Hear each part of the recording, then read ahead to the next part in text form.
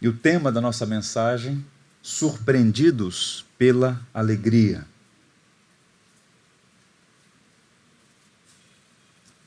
Diz assim então a palavra de Deus: quando o Senhor restaurou a sorte de Sião,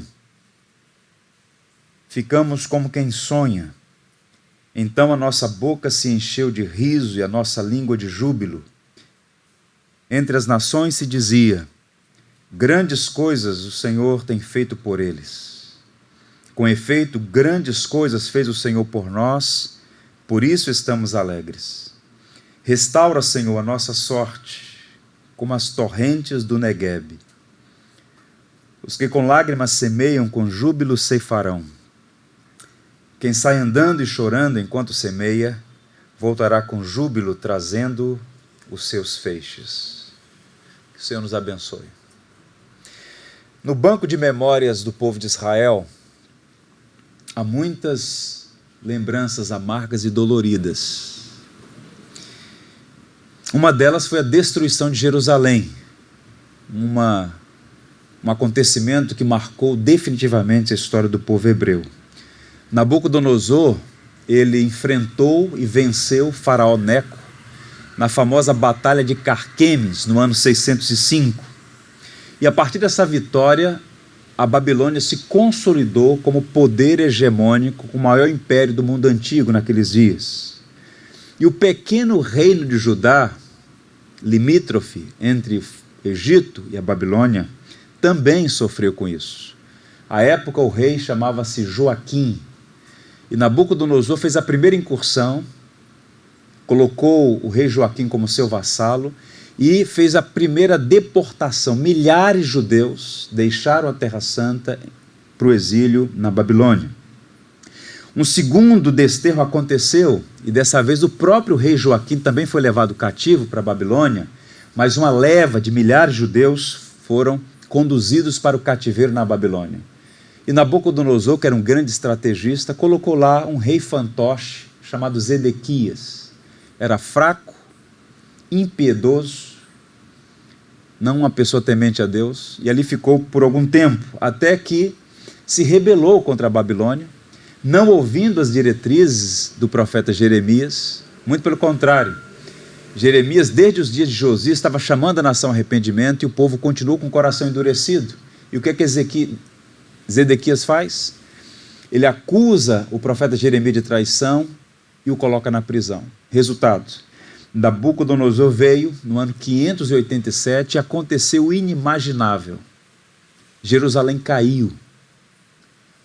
Os muros foram derrubados, o templo incendiado, mulheres, crianças assassinadas. O próprio rei Zedequias teve a sua família toda assassinada diante de si, seus olhos vazados, e mais milhares de judeus levados para a Babilônia. Uma marcha de 970 quilômetros com ferros nos pés. O juízo veio. Pois bem, lá na Babilônia, nós temos registros do comportamento de alguns judeus. E no Salmo 137, há uma narrativa do estado de espírito daqueles hebreus. O texto diz assim: às margens dos rios da Babilônia, nós nos assentávamos e chorávamos, lembrando-nos de Sião. Nos salgueiros que lá havia, pendurávamos as nossas harpas, pois aqueles que nos levaram cativos nos pediam canções, e os nossos opressores, que fôssemos alegres, dizendo: entoai-nos algum cântico de Sião.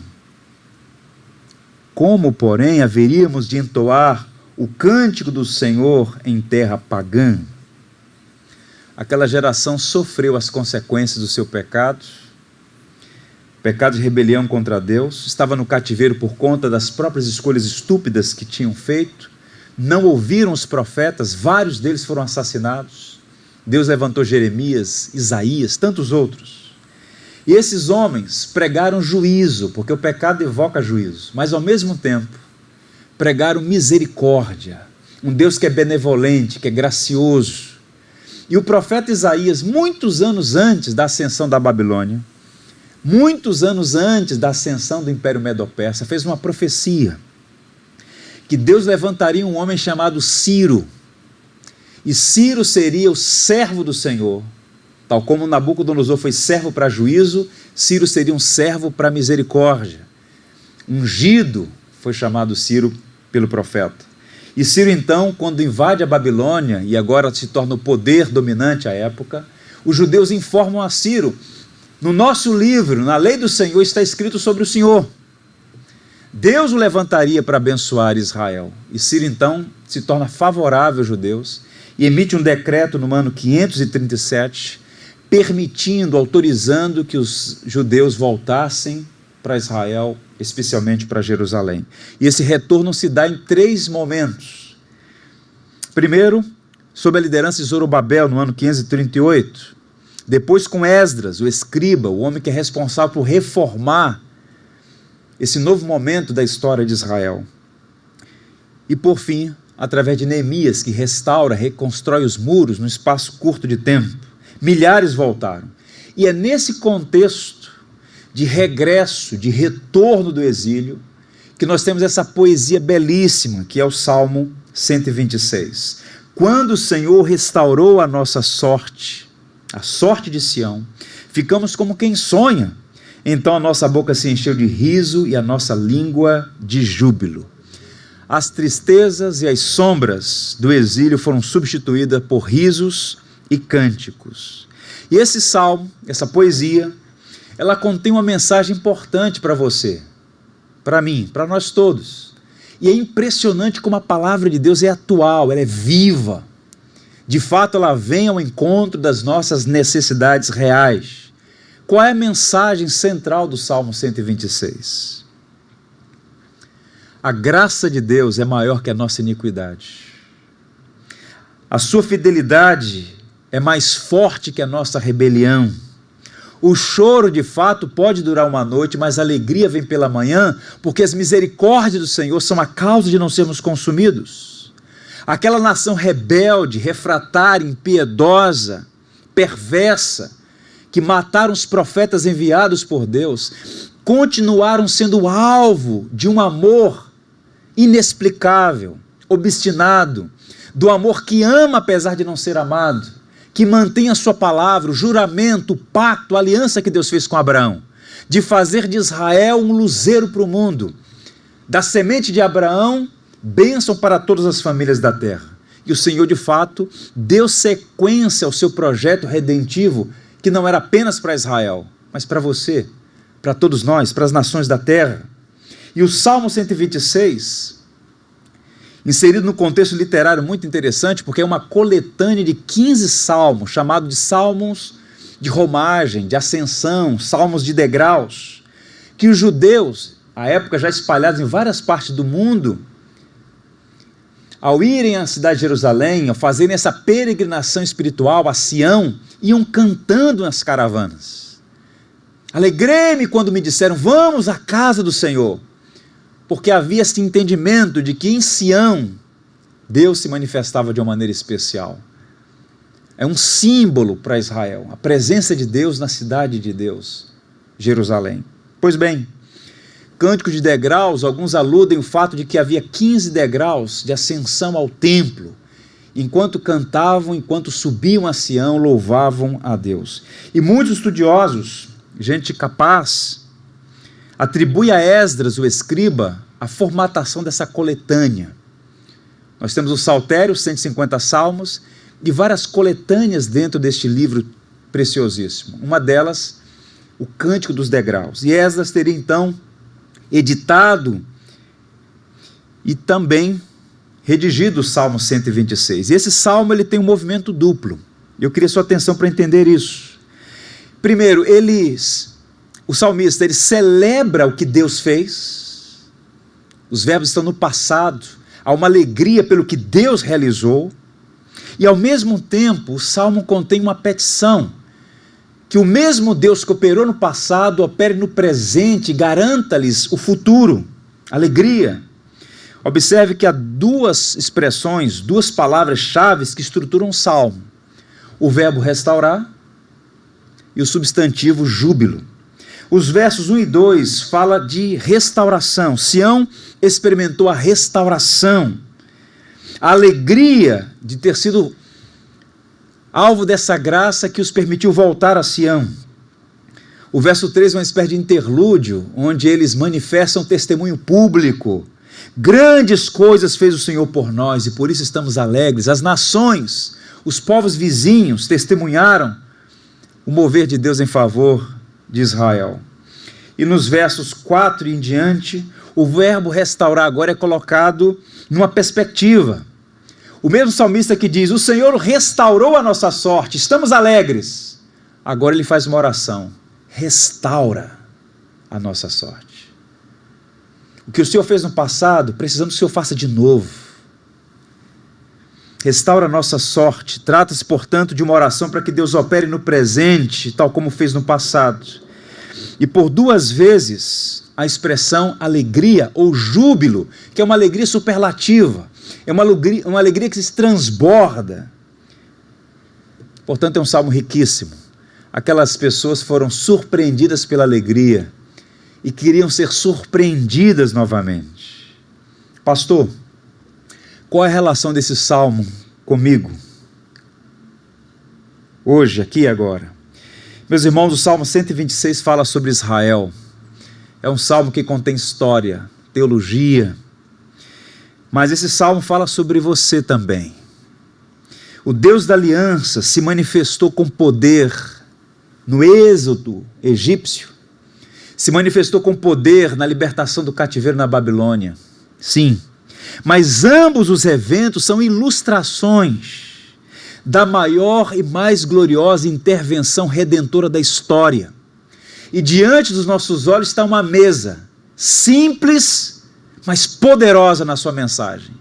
O símbolo de que Deus, o Deus que nos surpreende com a sua graça e manifesta alegria em nosso coração, nos tirou do cativeiro do pecado, nos tirou das algemas do adversário de nossas almas. Éramos escravos e fomos libertos. E colocou nos nossos lábios e em nosso coração um cântico novo. O que é a igreja? A igreja é a comunidade dos remidos. Todos os atos redentivos de Deus na história de Israel eram ilustrações do que Deus faria e de fato fez na pessoa de Cristo, filho de Davi, semente de Abraão. O Redentor, o Cordeiro de Deus. Nós todos estávamos banidos, proscritos, havia tristeza e sombras em nossa vida, até que fomos alcançados pelo Evangelho da Graça. O cristão é a pessoa na face da terra que tem motivos para ficar na ponta dos pés e demonstrar alegria sincera e verdadeira, porque foi liberto da tirania, não está mais no cativeiro. Podemos todos dizer na manhã de domingo, grandes coisas fez o Senhor por mim, por nós, e por isso estamos alegres. Mas ao mesmo tempo, perceba como o Salmo fala sobre você. Nós que temos alegria no Evangelho, alegria em Cristo, alegria pela salvação, somos também as mesmas pessoas que, tal como aqueles judeus no passado, dizem, Senhor, restaura nossa sorte agora. Faz de novo. Em outras palavras, eles experimentaram a redenção, mas estavam também sujeitos a problemas e dificuldades e precisavam da intervenção do Senhor na vida deles. E nós, de igual modo, irmãos, já experimentamos a salvação, já experimentamos a redenção, a alegria que o Evangelho nos proporciona, mas ainda somos peregrinos e na nossa jornada até Sião, até Jerusalém Celestial, estamos sujeitos a adversidades, tristezas, tribulações, e por vezes nos sentimos cativos de circunstâncias adversas. O que é a pandemia? O que é a quarentena? O que são essas restrições todas, senão sinais de que ainda gememos nesse cativeiro que o pecado subjugou o mundo. E clamamos, Senhor, restaura a nossa sorte. Deus fez e Deus fará coisas grandiosas ainda. E aqui 2 grandes lições, há 2 grandes blocos de ensino aqui e eu queria sua atenção para compartilhar. Primeiro, somos surpreendidos pela alegria, pelo que Deus fez no passado. Os 3 primeiros versos falam do que Deus fez. No caso imediato ali, a libertação do cativeiro, o retorno para Jerusalém, um sinal do favor, da graça, da benevolência de Deus. Observe, mantenha sua Bíblia aberta. Os versos 1 e 2 dizem assim: quando o Senhor restaurou a sorte de Sião, ficamos como quem sonha. Então a nossa língua se encheu de riso e a nossa boca de júbilo. A expressão quando o Senhor restaurou a nossa sorte é a poesia do salmista trazendo à memória um acontecimento. Começa assim, quando nos remete a tempo. E o verbo restaurar no passado, um acontecimento. O cativeiro de fato foi um tempo de angústia nacional. Hoje nós temos a distância geográfica e cultural. Mas ver o templo em chamas sangrou a alma de Israel. Aquela gente estava fora de Israel, em terra pagã, onde havia múltiplos altares e múltiplas divindades. E os babilônios pediram, cantem, nós queremos ver as músicas de Israel. Como nós vamos cantar? Como seremos alegres nessa terra pagã? Lá estavam eles, até que eles foram surpreendidos por aquele que de fato governa a história. A mão invisível, o mesmo Deus que acendeu a Babilônia e a destituiu de poder, levantou Ciro, o Medo-Persa, profetizado por Isaías, e Ciro então dá um decreto, podem voltar. E providencia Ciro e os seus subsequentes reis, todos os recursos para que de fato o templo fosse reconstruído, os muros fossem soerguidos, razão pela qual o texto diz, o Senhor restaurou a sorte de Sião. Sorte aqui não é sinônimo de riqueza, não é sinônimo de boa sorte, como no ideário popular, como se fosse algo que o acaso providenciasse. Sorte aqui no hebraico é favor de Deus. O Senhor restaurou o favor sobre nós. Estavam debaixo de juízo, mas o Senhor mesmo sustou o juízo e mostrou misericórdia. Quando o Senhor trouxe do cativeiro os que voltavam a Sião, é a versão fiel, Almeida Fiel e Corrigida, a ideia aqui é de retorno dos exilados. Tente imaginar, Jerusalém cercada, invadida, saqueada, destruída pelos caldeus. Homens, mulheres e crianças a fio de espadas. Antes disso, um cerco terrível. Há relatos tenebrosos do que aconteceu ali. Você fecha uma cidade sitiada, corta abastecimento de água e de alimento, havia inanição, morte por fome, brutalidade, selvageria. E no último momento, Zedequias, por uma passagem secreta, foge com um pequeno grupo e é alcançado no deserto de Judá. Trazido de volta para a cidade, assassinado a sua família diante dele, seus olhos vazados, e os nobres, os príncipes, acorrentados e colocados em marcha em 970 quilômetros até a Babilônia. Humilhação, tudo profetizado. Jeremias falou sobre isso, Isaías falou também. 70 anos se passaram e Deus agora, o Deus que governa a história, o Deus que olha para as nações como uma gota num balde, olha para a multidão da humanidade como gafanhotos. Deus então olha e diz, é chegada a hora. E Deus então providencia o retorno. Eles são surpreendidos pela alegria do retorno. E o texto diz que foi algo tão especial, tão inimaginável, que a expressão que o poeta usa aqui é, ficamos como quem sonha. Você já ouviu a expressão sonhando acordado? Quando você não acredita que aconteceu isso. O imperador Ciro autorizando e dando subsídios para os judeus voltarem. Ficamos como quem sonha. O nosso coração se encheu de alegria e a nossa boca de riso. As nações diziam, grandes coisas fez o Senhor por eles, é por isso que eles estão tão alegres. E esse regresso era visto como um feito poderoso de Deus na história de Israel. Por que eles estavam alegres e como isso foi possível? Repito, naquele mar de lágrimas e vale de aflições, os judeus foram libertos pela graça e surpreendidos pela alegria. O salmista está, portanto, memorando os feitos de Deus na história. Ele olha para o passado e expressa sua profunda gratidão pelo que Deus fez. Qual é a aplicação para nós aqui agora? Quanto mais agradecidos somos, mais felizes seremos. A falta de contentamento, a falta de alegria, revela por vezes a nossa falta de consciência, de entendimento do que Deus já fez em nosso favor. Somos salvos, alcançados pela graça, comprados pelo precioso sangue de Cristo naquela cruz. As circunstâncias, por mais adversas que sejam, não podem roubar o tesouro que Cristo conquistou naquela cruz em nosso favor. As nossas leves e momentâneas tribulações não podem ser comparadas ao destino eterno que nos está reservado. Portanto, a gratidão e a alegria são boas companheiras, geralmente andam juntas. Pessoas agradecidas são as mais felizes. Aprenda a ser agradecido pelo que Deus já fez. Se de fato você está entre a multidão dos que foram salvos pela maravilhosa graça de Deus. E a alegria não é uma exigência da lei, é uma dádiva da graça. E o nosso mundo, o mundo no qual estamos inseridos, é carente de alegria. Quer ver um exemplo disso? A indústria do entretenimento tem crescido à sombra de uma sociedade carente de alegria. Alguém já disse que o mundo se comporta como uma espécie de rei glutão, entediado, que depois de uma grande refeição, paga a um bobo da corte para diverti-lo. É assim que as pessoas se comportam.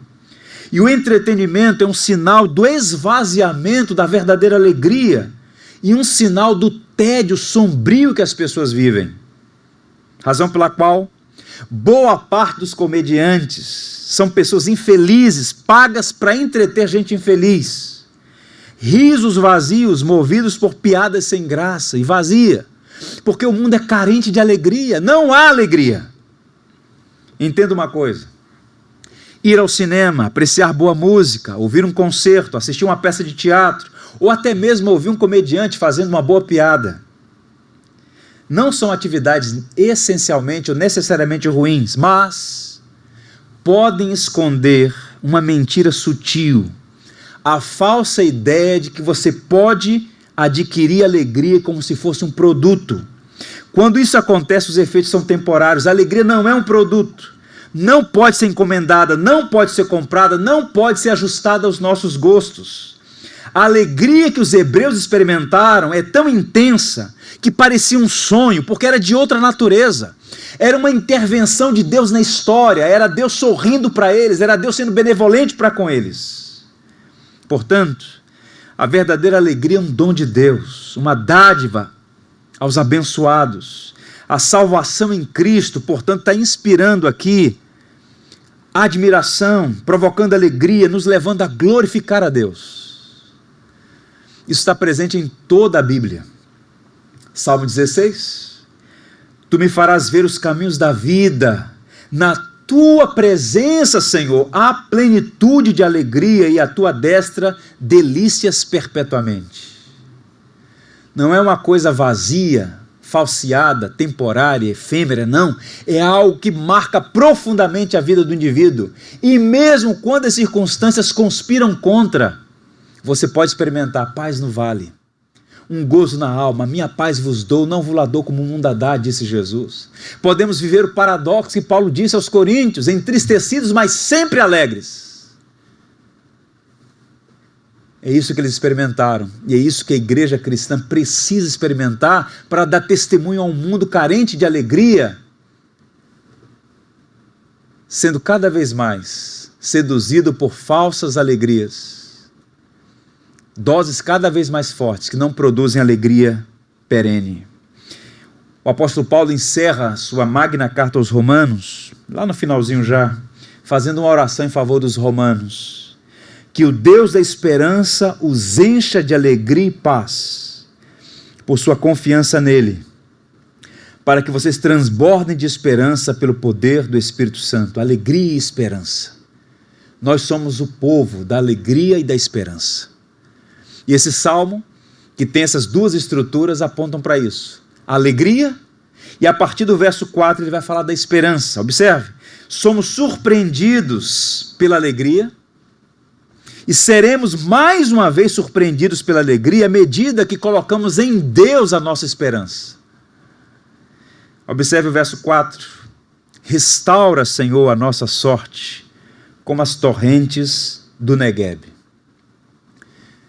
Deus havia restaurado, eles haviam experimentado alegria, eles estavam gratos pelo que Deus fez, surpreendidos pela boa mão da providência, mas agora fazem uma oração diante de algumas circunstâncias que estavam passando. Restaura mais uma vez a nossa sorte, ó Senhor. A partir do verso 4 nós temos aqui uma espécie de antecipação da restauração futura, uma alegria em expectativa. O mesmo salmista que havia sido surpreendido pela alegria da libertação do cativeiro na Babilônia, agora pede renovação, restauração. E o verbo restaurar aqui está no presente e compõe uma oração por restauração. Algo que tudo indica que é um intervalo entre o registro e o acontecimento. Ou seja, há uma lacuna entre aqueles primeiros judeus que testemunharam o retorno, que disseram, o Senhor restaurou a nossa sorte, estávamos como quem sonha, o Senhor nos fez voltar para casa, o Senhor encheu nosso coração de alegria. Talvez o ano 538, talvez o ano 516, quando o templo foi reconstruído. Mas há um intervalo, porque eles agora estão passando por alguma dificuldade, já na Terra Santa, e lembrando do que Deus fez, eles ousam a pedir, Senhor, mais uma vez, restaura a nossa sorte. Não permita que a tristeza faça penumbra sobre nós. Restaura a nossa alegria. O salmista se regozija ao trazer à sua abençoada memória os feitos de Deus, mas também pede que o Senhor renove, restaure novamente o povo de Deus. E ele pinta para isso 2 quadros. Eu fico imaginando se foi Esdras ou outro escritor, certamente é uma pessoa muito habilidosa, muito capaz, um instrumento nas mãos de Deus, porque é um artista escrevendo uma peça brilhante, uma poesia lindíssima. E ele usa 2 retratos para ilustrar essa expectativa em relação à restauração e às alegrias decorrentes desse movimento da graça. A primeira figura é da geografia, da secura debilitante aos rios transbordantes, é a figura que ele vai usar. Observe ainda o verso 4. Restaura, Senhor, a nossa sorte, como as torrentes do Negueb. Isso aqui é geografia. Ele usa a geografia para simbolizar a expectativa que havia no coração deles. E quem conhece a geografia de Israel sabe que do sul de Israel até a península do Sinai, no Egito, é deserto, um dos mais secos e áridos do planeta, formado por imensas valas cortadas pelo solo rachado, erosão do vento ou por conta das chuvas esporádicas. E a paisagem, boa parte do ano, é seca, sem vida, morta. Mas, quando as chuvas vêm sobre aquela região, elas criam esses riachos, os vadis, e essas torrentes, essas cachoeiras, esses rios, essas correntezas, cortam o deserto, e por onde passam, fazem uma coisa bela aos olhos. O deserto floresce. E o salmista está dizendo, Senhor, a nossa vida está tão seca, tão árida, tão desértica, tão sem vida. Como o Senhor opera no deserto, opera em nossa vida. Nós não temos poder para fazer isso, é somente o Senhor que tem poder para fazer a chuva vir. E vem sobre nós. E faz florescer a nossa vida. Onde está seco, que haja vida, que haja verde. O salmista está, portanto, falando de um movimento que só a graça de Deus pode fazer. É uma alusão aos rios sazonais. E ele anseia por essa mudança súbita e poderosa, como as enchentes do Negueb. Meus irmãos, aprendemos aqui uma lição.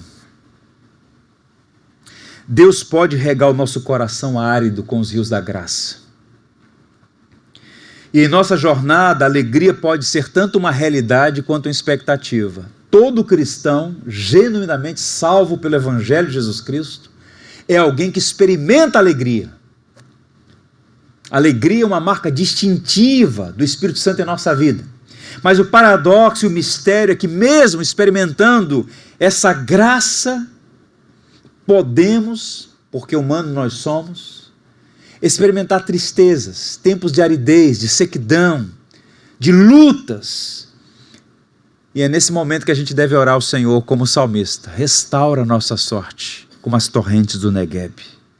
Nos alegramos pelo que Deus fez no passado, sim, mas no presente podemos passar momentos de aridez e nos encontrarmos secos e sem vida, necessitados de uma renovação espiritual, de um avivamento espiritual, e devemos buscar o derramamento do Espírito sobre nós, o Espírito da vida, que torna nossos desertos pessoais e comunitários em oásis, em lugares onde a graça de Deus é visivelmente perceptível. E a vida do povo estava árida como o deserto do Negueb. A sequidão havia tomado conta do povo mais uma vez. No entanto, havia uma expectativa: Senhor, restaura a nossa sorte, como as torrentes do Negueb. A pergunta passa a ser a seguinte: como anda a sua vida? Uma pergunta honesta. Se a sensação é de aridez, de desânimo profundo, de apatia, de esgotamento das energias, de drenagem das energias, a coisa mais sensata a fazer é esta oração: Senhor, restaura a nossa sorte, como as torrentes do Negueb. E o nosso coração árido pode se transformar num jardim da graça, capaz de transbordar vida e encantar, e embelezar e inspirar outros.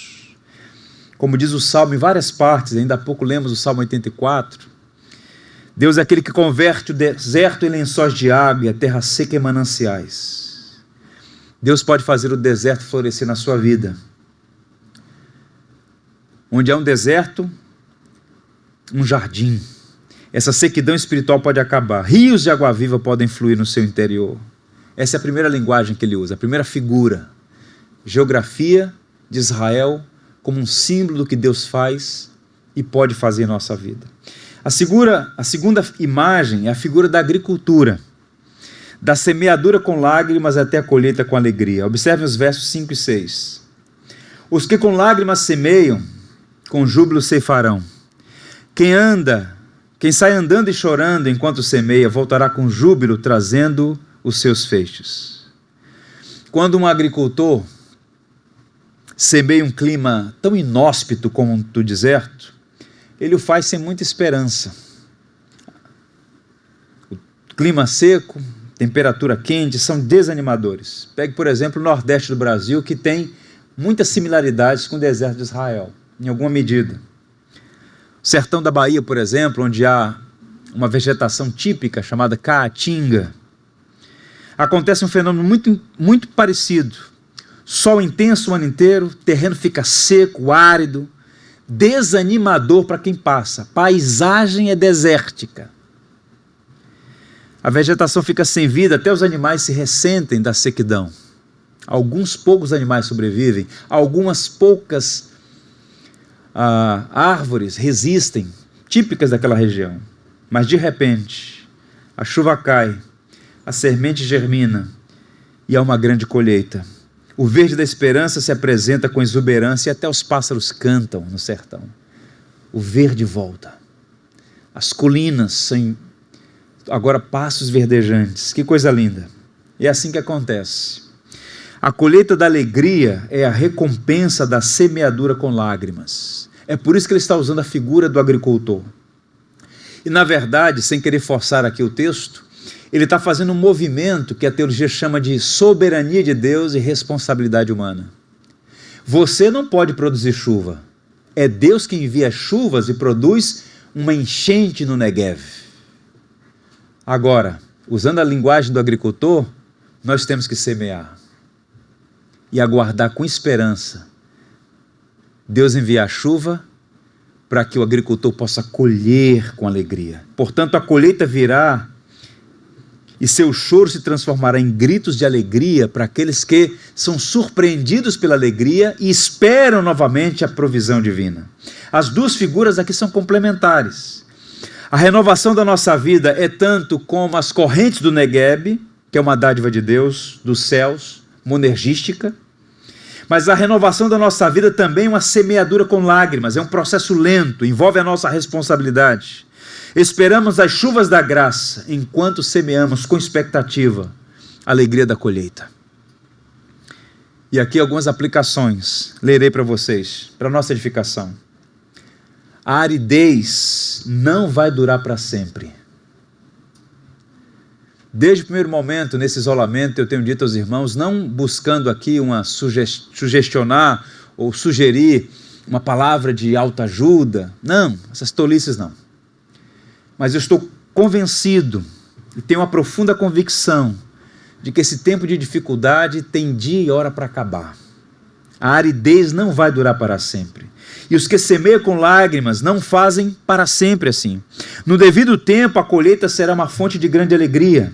A plena promessa se cumprirá no futuro. Longos tempos de estiagem não significam sinais de desagrado de Deus. Muito pelo contrário. Deus tem as maneiras certas de moldar a nossa vida. E até mesmo tempos de sequidão são úteis nas mãos do oleiro para moldar o vaso. Segundo, a aridez não muda o amor de Deus por nós.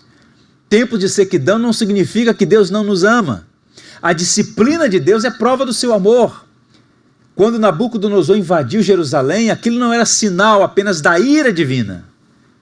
Paradoxalmente, era também sinal do seu amor, purificando o povo da aliança, pensando não apenas na etnia, judeus, mas pensando em todos os povos da terra. Deus está perto de nós, seja no fundo de um vale ou no alto da montanha. Está no fundo do vale? Está no alto da montanha? Deus está sempre com você. Nos momentos mais adversos, os momentos de maior e efusiva alegria. Terceiro, a estiagem gera lágrimas, mas não reprime a alegria dos salvos. Uma das coisas mais extraordinárias na vida de um cristão é quando ele está no olho do furacão, no meio da tempestade, tudo conspirando contra, e ele pode dizer, grandes coisas fez o Senhor por mim, por isso eu estou alegre. Ainda que a figueira não floresça, ainda que o produto da oliveira minta, ainda que não haja gados nos currais, todavia me alegrarei no Senhor, exultarei no Deus da minha salvação. Uma das coisas mais interessantes e notáveis que os cristãos aprendem é que o riso não exclui o choro. A alegria não é um escape para a tristeza. A dor e o sofrimento ainda vêm, mas não conseguem expulsar a felicidade dos remidos. Você pode chorar, mas também sorrir de expectação em Deus. Por fim, a alegria da colheita só é experimentada por aqueles que semeiam com lágrimas. Portanto, esse é um tempo de semeadura. Quando eu olho para a nossa igreja, não encontro outra metáfora mais adequada senão esta: tempo de semeadura. E um dia nós veremos, com grande júbilo, a colheita que o Senhor mesmo nos dará. E o povo de Israel foi surpreendido por essa alegria de volta para Sião, mas isso não os isentou de provações e dificuldades. Repito, a alegria é uma marca do povo de Deus, mas não significa ausência de tribulações, ausência de choro. As lágrimas, por vezes, regam a nossa fé, irmãos, enquanto esperamos o socorro que vem dos céus. Tem sido um tempo difícil, mas também um tempo de grande oportunidade para crescer na graça, no amor, na fé, na esperança. Quando nós estamos no meio de um nevoeiro de aflições, nós precisamos manter os olhos naquele que é o sol da justiça. É como um navio no grande mar revolto. O farol é Cristo. Nós temos que manter os nossos olhos em Cristo, mesmo quando não o enxergamos no meio da tempestade. O livro de Hebreus tem uma expressão tão linda, diz assim sobre Moisés: ele permaneceu firme como quem vê aquele que é invisível. Firme como quem vê aquele que é invisível. Eu quero encerrar contando para vocês uma história muito interessante. uma mulher chamada Florence Chadwick. Ela foi uma excelente e vitoriosa atleta. Havia se destacado como uma nadadora de alto rendimento, de longa distância. Se tornou a primeira mulher a fazer o percurso de ida e volta no Canal da Mancha. Em 1952, ela se aventurou a bater uma nova marca. O desafio agora era nadar da ilha de Santa Catalina ao continente, na Califórnia, Estados Unidos. 36 quilômetros no Oceano Pacífico.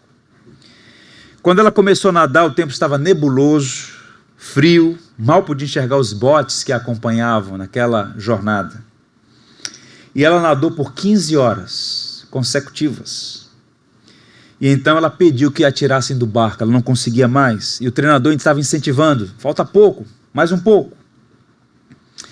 E então, esgotada fisicamente, esgotada física e emocionalmente, ela parou de nadar e foi puxada para dentro do barco.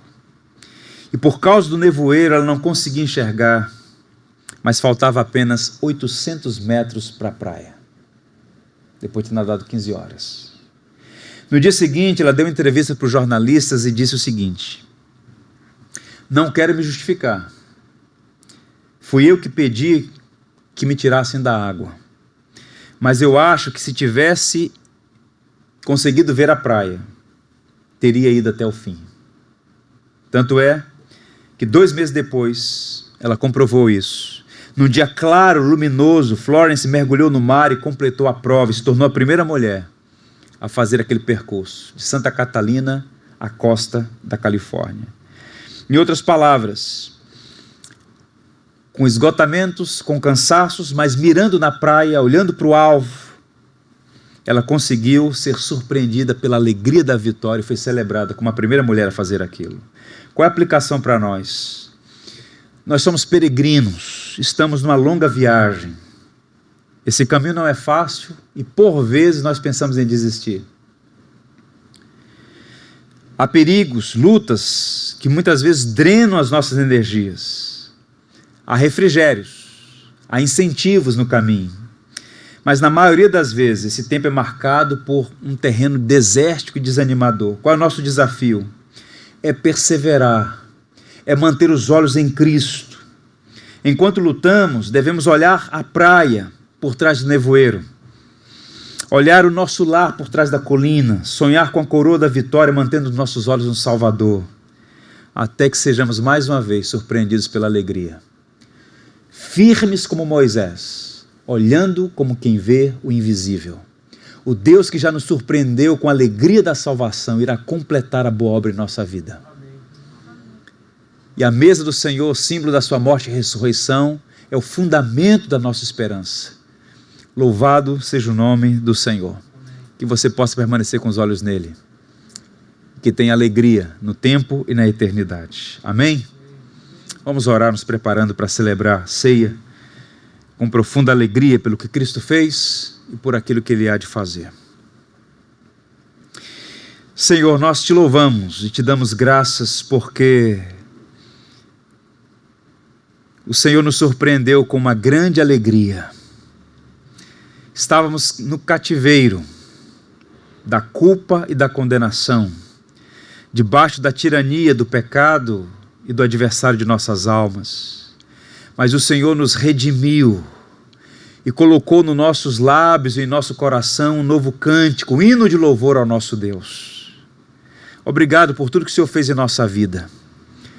Te louvamos porque não é mérito nosso, é graça do alto dos céus, sermos contados entre aqueles que foram salvos pela morte vicária de Cristo, pela ressurreição do Salvador.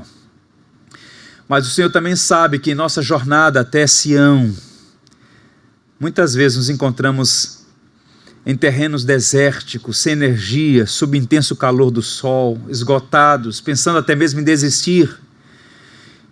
Nessa hora nós clamamos que o Senhor restaure a nossa sorte como as torrentes do Negev. Envia as chuvas da graça sobre o nosso coração árido, Senhor, sobre a nossa família, sobre a nossa igreja, sobre a nossa nação, sobre este mundo carente de alegria. Tem compaixão de nós.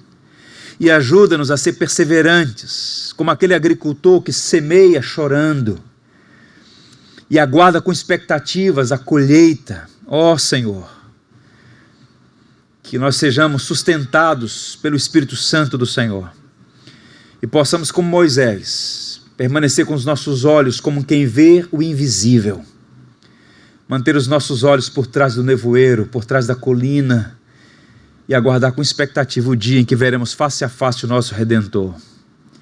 Ele enxugará dos olhos toda lágrima, não haverá mais dor, tristeza ou morte, porque as primeiras coisas passarão, estaremos para sempre com o Senhor na eternidade. Obrigado pela mesa, obrigado pela morte de Cristo e sua ressurreição. Queremos comer do pão e beber do cálice como um sinal da nossa vocação para permanecer no Evangelho, como expressão da nossa fé em Cristo ressurreto. Tomamos isso em memória de Jesus, mas também para alimentar a nossa fé. Ó Deus, abençoa a tua igreja, aqueles irmãos e irmãs que não puderam estar conosco aqui presencialmente, que de igual modo também sejam alvos da tua graça e sejam por ti abençoados. Oramos em nome de Jesus, fonte inesgotável da nossa alegria. Amém. Por tudo que tens feito, por tudo que vais fazer, por tuas promessas e tudo que és, eu quero te agradecer com todo o meu ser. Te agradeço, meu Senhor, te agradeço, meu Senhor, te agradeço por me libertar e salvar, por ter morrido em meu lugar. Te agradeço, Jesus, te agradeço,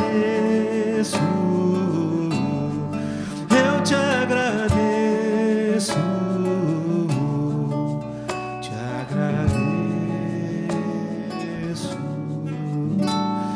por tudo que tens feito, por tudo que vais fazer, por tuas promessas e tudo que és.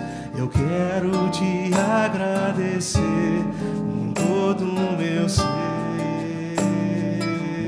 E aí? Te agradeço, meu Senhor, te agradeço, meu Senhor, te agradeço por me libertar e salvar,